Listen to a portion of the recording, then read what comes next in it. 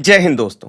आज के वीडियो में हम जानेंगे कि ईसीएचएस मोबाइल ऐप में क्या सुविधाएं हैं और आप इसे कैसे इस्तेमाल कर सकते हैं। तो चलिए शुरुआत करते हैं, लेकिन उससे पहले मेरी ओर से एक रिक्वेस्ट। अगर आपको ये वीडियो पसंद आता है तो मेरे चैनल को सब्सक्राइब कीजिए और अपने दोस्तों के साथ शेयर कीजिए। सब्सक्राइब करने से मेरे वीडियो यूट्यूब ऑटोमेटिकली आपके पास भेजता रहेगा। Thank you. ग्रेट। तो अब आप अपनी स्क्रीन पर मेरा मोबाइल फोन देख सकते हैं, जिसमें मैंने प्ले स्टोर में जाकर ईसीएचएस ऐप को डाउनलोड कर लिया है। और मोबाइल की स्क्रीन पर ईसीएचएस ऐप पर मैंने टैप किया और टैप करते ही आपके सामने ये स्क्रीन आ जाएगा। तो मोबाइल की स्क्रीन के सबसे नीचे आप 3 बटन देख पा रहे हैं। वो 3 बटन है लॉगिन, रजिस्ट्रेशन, मोर ऑप्शन। तो हम ये मान के चल रहे हैं कि अभी आपने अपने कार्ड को ईसीएचएस ऐप में रजिस्टर नहीं किया है। तो हम बीच वाले बटन को टैप करेंगे जो है रजिस्ट्रेशन। तो आइए आपको रजिस्टर करते हैं। मैंने रजिस्ट्रेशन बटन पर टैप किया और ये स्क्रीन आपके मोबाइल पर खुल जाएगा। तो इस स्क्रीन के अंदर वो 3 चीजें आपसे मांग रहा है। वो है smart card number, 4 digit mobile pin and confirm 4 digit mobile pin. तो मैंने अपने ईसीएचएस कार्ड का नंबर इसमें डाल दिया, 1 2 3 4 5 6 7, जैसा कि मैंने आपको बताया था। उसके बाद मैंने अपने हिसाब से 4 डिजिट का एक पिन डाला, जैसे कि हम एटीएम कार्ड के साथ करते हैं। 1 2 3 4 1 2 3 4 को दोबारा एंटर किया और सबसे नीचे जो नीले कलर का बटन है साइन अप, उसको टैप कर दिया। टैप करते ही आपका रजिस्ट्रेशन हो गया ईसीएचएस ऐप में। बहुत ही सरल तरीका है, ठीक है। तो ये रजिस्टर करने के बाद अभी वो ऐप आपको कहेगा कि अब आप वापस जाकर लॉग इन कर सकते हैं। तो चलिए उसी स्क्रीन पर वापस चलते हैं। तो ये वही स्क्रीन आ गई जो कि हमने थोड़ी देर पहले देखी थी। और इसमें लॉग इन करने से पहले हम एक और बटन देखेंगे जो सबसे नीचे है, जिसको मैंने अब रेड रेक्टेंगल के अंदर दिखाया है। वो है मोर ऑप्शंस। तो देखते हैं इस मोर ऑप्शंस के अंदर क्या क्या बटन है। तो मैंने इसके ऊपर टैप किया। टैप करते ही मेरी मोबाइल में ये वाली स्क्रीन सामने आ गई। अब इसके अंदर मुझे फिर से 7 बटन दिख रहे हैं। आइए इनमें से इंपॉर्टेंट बटन्स को हम देखते हैं कि उनके नीचे क्या छुपा हुआ है। तो सबसे पहला बटन, जैसा कि मैंने रेड में हाईलाइट किया है, वो है कार्ड स्टेटस। तो मैंने इसके ऊपर टैप किया। टैप करते ही मेरी मोबाइल में ये स्क्रीन आ गई, जिसमें वो बोल रहा है कि या तो अपना एप्लीकेशन नंबर डालिए या अपना मोबाइल नंबर डालिए। तो मैं इसमें अपना मोबाइल नंबर डालूंगा और नीचे शो स्टेटस के बटन पर क्लिक कर दूंगा, टैप कर दूंगा। तो मेरे जितने भी कार्ड्स हैं, मेरा और मेरी फैमिली का, उनका स्टेटस मेरे पास आ गया है। अगर आपने एप्लीकेशन दिया हुआ है और कार्ड नहीं आया है तो वो आपको इसके अंदर सभी कार्ड्स का स्टेटस दिखाएगा। क्योंकि मेरे केस में ये कार्ड आ गए हैं और मुझे हैंड ओवर कर दिए गए हैं, तो इसमें वो स्टेटस में दिखा रहा है card handed over to beneficiary. तो ये था पहला बटन। अब आते हैं अगले बटन पर, जो है ईसीएचएस कॉन्टैक्ट। पिछली ऐप में ये बटन नहीं होता था, ये फैसिलिटी नहीं थी। तो देखते हैं इसमें हम क्या कर सकते हैं। तो मैंने इसके ऊपर टैप किया। ये स्क्रीन आपके सामने खुल गई। अब इसके अंदर जो सेंटर में लिखा हुआ है वो है रीजनल सेंटर। तो रीजनल सेंटर के ऊपर जब हम क्लिक करेंगे, जहां लिखा हुआ है सिलेक्ट रीजनल सेंटर, जब उसके ऊपर मैं टैप करता हूं तो टैप करने से ये स्क्रीन खुल जाता है। उसके अंदर जितने भी ईसीएचएस के रीजनल सेंटर हैं, सबकी एक लिस्ट आ जाती है। तो मान लीजिए कि मैं अहमदाबाद रीजनल सेंटर के नीचे कॉन्टैक्ट्स लिस्ट देखना चाहता हूं। तो मैंने अहमदाबाद को सिलेक्ट किया। सिलेक्ट करते ही अहमदाबाद रीजनल सेंटर के जितने भी ऑफिसर्स हैं, उनके कॉन्टैक्ट नंबर, उनके मोबाइल नंबर, चाहे वो आर्मी नंबर हो, और उसके बाद राइट हैंड साइड में जो कि स्क्रीन पे दिख नहीं रहा है, उनके ईमेल आईडी स्क्रीन के ऊपर आ जाएंगे और आप जिनसे भी कांटेक्ट करना चाहें उनसे आप कांटेक्ट कर सकते हैं। इसी लिस्ट को जब मैं नीचे स्क्रॉल करूंगा तो आप देखेंगे कि सिर्फ रीजनल सेंटर के नहीं, स्टेशन हेडक्वार्टर में जो ईसीएचएस ऑफिसर पोस्टेड हैं, उनके भी कांटेक्ट नंबर दिए गए हैं ब्लू कलर में। और उसके नीचे जब स्क्रॉल करूंगा तो आप देखेंगे कि मरून कलर में पॉलीक्लिनिक्स जो हैं, अहमदाबाद रीजनल सेंटर्स के नीचे जितने भी पॉलीक्लिनिक हैं, जैसे अजमेर, बाड़मेर, जैसलमेर, उन सब के ओआईसी के नाम, उनके फ़ोन नंबर और उनके ईमेल आईडी भी आपके सामने आ जाएंगे। आप जिनसे भी चाहें आप कांटेक्ट करके अपनी समस्या का समाधान कर सकते हैं। तो ये था दूसरा बटन। अब आते हैं तीसरे बटन पर, जो है क्लेम स्टेटस क्वेरी। ये सबके लिए इंपॉर्टेंट है। जब भी आप क्लेम डालते हैं और कुछ समय तक वो पास नहीं होता है तो आप जानना चाहेंगे कि आपके क्लेम का स्टेटस क्या है, क्या वो सीटीए में पहुंच गया है, क्या वो पास हो गया है या नहीं। तो वो इस बटन से हम फाइंड आउट कर सकते हैं। तो मैंने इस पर टैप किया, ये वाली स्क्रीन खुल जाएगी जिसमें वो आपसे मांग रहा है कि अपना क्लेम आईडी दीजिए और अपना आईसी नंबर या अपना सर्विस नंबर डालिए। जैसे ही आप वो डाल के नीचे शो स्टेटस क्लिक करेंगे तो आपको आपके क्लेम की स्टेटस पता लग जाएंगे। एक याद रखने वाली बात यह है कि जब मैंने ईसीएचएस की वेबसाइट पर वीडियो किया था तो आपको बताया था कि उसमें क्लेम का स्टेटस चेक करने का एक आसान तरीका है जिसमें आपसे वो क्लेम आईडी नहीं मांगता है, वो मांगता है आपका कार्ड का नंबर। तो अगर आपके पास क्लेम आईडी अवेलेबल नहीं है जो कि ईसीएचएस पॉलीक्लिनिक डालता है तो आप वेबसाइट में जाकर खाली अपने कार्ड नंबर और आईसी नंबर या सर्विस नंबर से भी अपने क्लेम का स्टेटस चेक कर सकते हैं। पर ऐप के अंदर अभी वो सुविधा नहीं है। ऐप में अगर आपको क्लेम का स्टेटस चेक करना है तो आपको क्लेम आईडी पता होना चाहिए जो कि आप ईसीएचएस पॉलीक्लिनिक से ही पता लगा सकते हैं। तो ये था क्लेम स्टेटस। तो अब आते हैं अगले बटन पर जो है हॉस्पिटल डिटेल्स। तो मैंने इस बटन पर टैप किया, टैप करते ही मेरे मोबाइल पर ये स्क्रीन आ गई जिसमें दो बॉक्स बने हुए हैं और वो क्या सवाल पूछ रहा है, select regional centre and select hospital. तो मान लीजिए मैं दिल्ली 2 रीजनल सेंटर के अंदर अपने हॉस्पिटल को सर्च कर रहा हूं तो मैंने ऊपर वाले बॉक्स में सेलेक्ट कर लिया दिल्ली 2। अब जब मैं नीचे वाले बॉक्स में जाऊंगा और टैप करूंगा तो दिल्ली 2 के नीचे जितने भी हॉस्पिटल्स हैं वो सब के सब एक लिस्ट में मेरे सामने आ जाएंगे। तो मैंने टैप किया और ये हॉस्पिटल्स की लिस्ट मेरे सामने आ गई। अब ये काफ़ी लंबी लिस्ट है तो आप अगर किसी पर्टिकुलर हॉस्पिटल को ढूंढ रहे हैं तो आपको पूरी स्क्रॉल करके उसको ढूंढने की ज़रूरत नहीं है। ऊपर जो सर्च बॉक्स बना हुआ है जिसको मैंने रेड रेक्टेंगल में इनक्लोज किया है उसके अंदर आप उस हॉस्पिटल का नाम डालकर उसे सर्च कर सकते हैं। तो मान लीजिए मेरे को फोर्टिस हॉस्पिटल जाना है तो मैंने उसके अंदर फोर्टिस टैप किया। टैप करते ही 3 फोर्टिस हॉस्पिटल जो दिल्ली 2 के नीचे हैं, रीजनल सेंटर के नीचे, उनकी लिस्ट मेरे सामने आ गई है।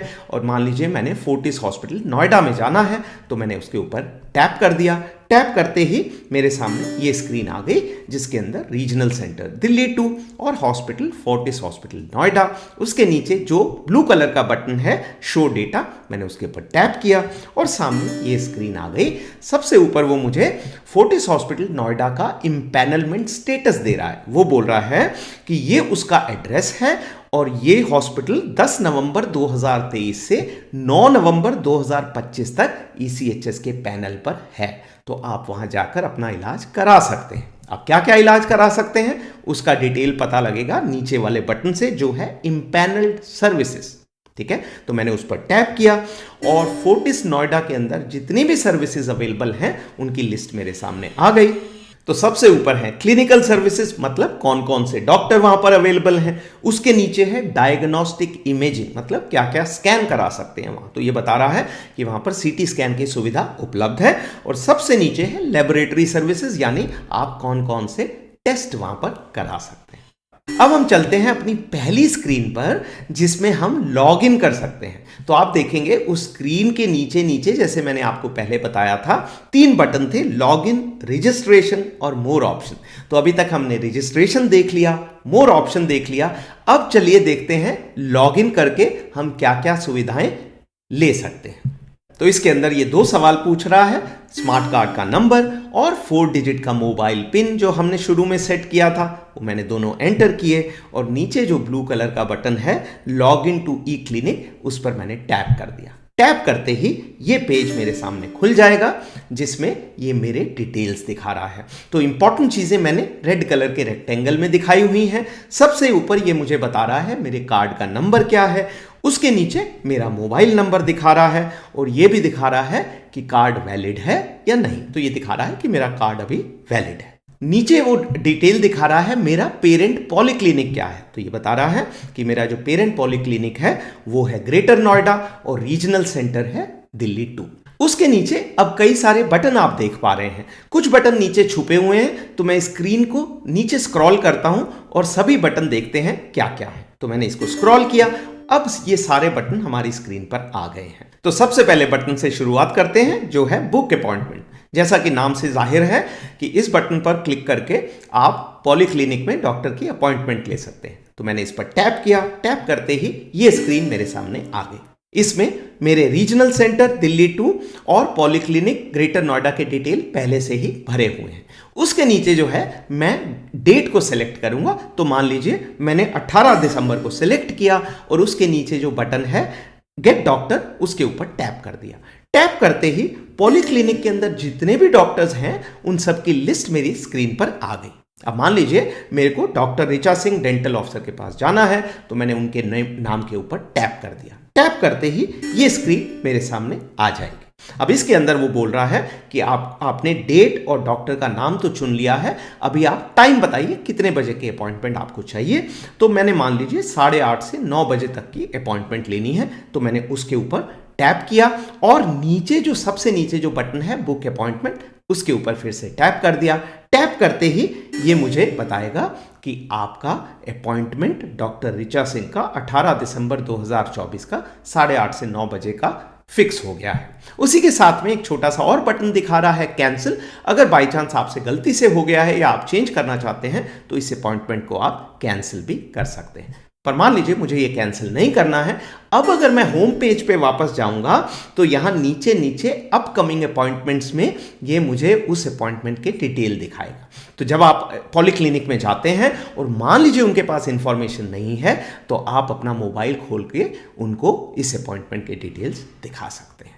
तो ये था अपॉइंटमेंट लेने का प्रोसेस। अब आते हैं चौथे बटन पर जो है अपडेट एनुअल वैलिडेशन। अब ये एनुअल वैलिडेशन का क्या अर्थ है? जैसा कि आपको पता होगा, जो भी एक्स सर्विसमैन है जैसे मैं और मेरी पत्नी, जो हमारे ईसीएचएस कार्ड हैं वो हमेशा के लिए वैलिड रहेंगे। पर मेरे जो पेरेंट्स हैं या जो 18 साल से ऊपर के बच्चे हैं उनका हर साल मुझे फॉर्म 26 जमा कराना पड़ेगा, क्योंकि नियम ये है कि अगर उनकी इनकम 9,000 रुपए प्लस डीए से ज्यादा हो जाती है तो उनका कार्ड रिन्यू नहीं होगा, उनको ईसीएचएस की सुविधा नहीं मिलेगी। तो इस बटन पे टैप करके आप देख सकते हैं कि आपके फैमिली मेंबर्स का ईसीएचएस का एनुअल वैलिडेशन स्टेटस क्या है। तो इस पर टैप करते हैं। टैप करते ही सभी के सभी कार्ड्स का स्टेटस मेरी स्क्रीन पर आ जाएगा।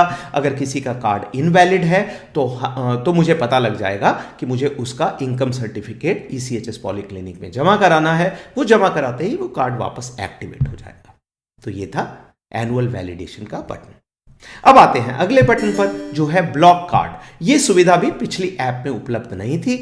इसको टैप करके आप अगर आपसे कार्ड खो गया है तो उसको ब्लॉक कर सकते हैं। तो मैंने इस पर टैप किया। टैप करते ही फिर से ये सभी कार्ड्स की डिटेल मेरी स्क्रीन पर आ गई। उन सभी कार्ड्स के नीचे एक बटन है ब्लॉक कार्ड। तो अगर मेरे से कोई कार्ड खो गया है तो मैं इस पर क्लिक करके उस कार्ड को ब्लॉक कर सकता हूं ताकि उसको कोई मिसयूज ना कर पाए। अब आते हैं अगले बटन पर जो है अप्लाई लॉस्ट कार्ड। तो अगर आपका कार्ड खो गया है तो आप इस बटन पर टैप करके उसके लिए अप्लाई कर सकते हैं, पर अभी नहीं। मैं इस पर टैप करता हूं। टैप करते ही मेरे सामने ये स्क्रीन आ जाती है जो बोल रहा है कमिंग सून। अभी ये फीचर ऐप में एक्टिवेट नहीं हुआ है, पर आने वाले टाइम में ईसीएचएस कर देगा। तब इस बटन को आप, अगर आपसे कार्ड खो जाता है तो यहां पर जाकर आप कार्ड के लिए रीअप्लाई कर सकते हैं। अब आते हैं अगले बटन पर जो है पॉलीक्लिनिक चेंज। अब ये बड़ा इंपॉर्टेंट है और सबसे इंपॉर्टेंट बात ये है जो सुविधा पहले ऐप में नहीं थी। आप अपने किसी एक फैमिली मेंबर या एक से ज्यादा फैमिली मेंबर का भी इसके अंदर जाकर पॉलीक्लिनिक चेंज कर सकते हैं। तो मैंने इस बटन पर टैप किया। टैप करते ही ये स्क्रीन मेरे मोबाइल पर खुल गई जिसमें मेरे फैमिली मेंबर्स की लिस्ट है और हर फैमिली मेंबर के सामने एक पेन का फोटो बना हुआ है। तो उस पेन पर क्लिक करके मैं उनका पॉलीक्लिनिक चेंज कर सकता हूं। तो मान लीजिए मैं किसी और शहर में जा रहा हूं और मुझे अपना पॉलीक्लिनिक चेंज करना है, तो मैं इस पेन पर क्लिक करूंगा। क्लिक करते ही मेरे सामने ये स्क्रीन खुल जाएगी। इसमें वो मुझे बता रहा है कि 24 जुलाई 2024 को मैंने अपना पॉलीक्लिनिक पहले चेंज किया था जब मैं गुड़गांव से ग्रेटर नोएडा शिफ्ट हुआ था। तो ये उस चेंज की हिस्ट्री दिखा रहा है। अब मान लीजिए मैं फिर से शिफ्ट हो रहा हूं तो मैंने नीचे जो बटन है change PC request, change polyclinic request, उस पर टैप किया। टैप करते ही ये स्क्रीन मेरे सामने आ जाएगी जिसमें 3 बॉक्स बने हुए हैं। 3 सवाल मेरे से वो पूछ रहा है, रीजनल सेंटर, पॉलीक्लिनिक और रिमार्क। तो मैंने इनको सिलेक्ट करना है। तो मान लीजिए मैंने बोला कि मुझे रीजनल सेंटर चंडी मंदिर में जाना है। उसके नीचे पॉलीक्लिनिक कौन सा होगा, मोहाली, मैं वहाँ शिफ्ट कर रहा हूँ जॉब के लिए, तो उसका मैंने नाम लिख दिया और सबसे नीचे मैंने रिमार्क लिख दिया रीलोकेटेड, कि मैं वहाँ रीलोकेट हो रहा हूँ। और उसके नीचे चेंज रिक्वेस्ट का जो बटन है उसके ऊपर टैप कर दिया तो मेरा पॉलीक्लिनिक चेंज हो जाएगा ग्रेटर नोएडा से मोहाली। हालांकि मेरी फैमिली का पेरेंट पॉलीक्लिनिक अभी भी ग्रेटर नोएडा रहेगा। तो ये था पॉलीक्लिनिक चेंज। अब आते हैं अगले बटन पर जो है कार्ड एलिजिबिलिटी। तो इस पर क्लिक करके भी आप सभी कार्ड्स के डिटेल देख सकते हैं और देख सकते हैं कि आपके फैमिली मेंबर्स ईसीएचएस की सुविधा लेने के लिए एलिजिबल हैं या नहीं। तो मैं इस पर टैप करता हूं। टैप करते ही मेरे फैमिली मेंबर्स का लिस्ट आ गया। अब मैं इसके नीचे जब स्क्रॉल करूंगा तो एक अपनी मदर का मैं स्टेटस दिखा रहा हूं इस साल का, क्योंकि मैंने उनका इनकम सर्टिफिकेट अभी जमा नहीं किया है तो उनका कार्ड ब्लॉक हो गया है। तो अगर मैं जाकर उनका फॉर्म्स 26 जमा करूंगा जिसमें मैं दिखाऊंगा कि उनकी इनकम 9,000 प्लस डीए से कम है तो ये कार्ड वापस एनेबल हो जाएगा। तो ये थी ईसीएचएस की नई ऐप। तो अगले वीडियो में फिर मिलेंगे, तब तक अपना ख्याल रखें और स्वस्थ रहें।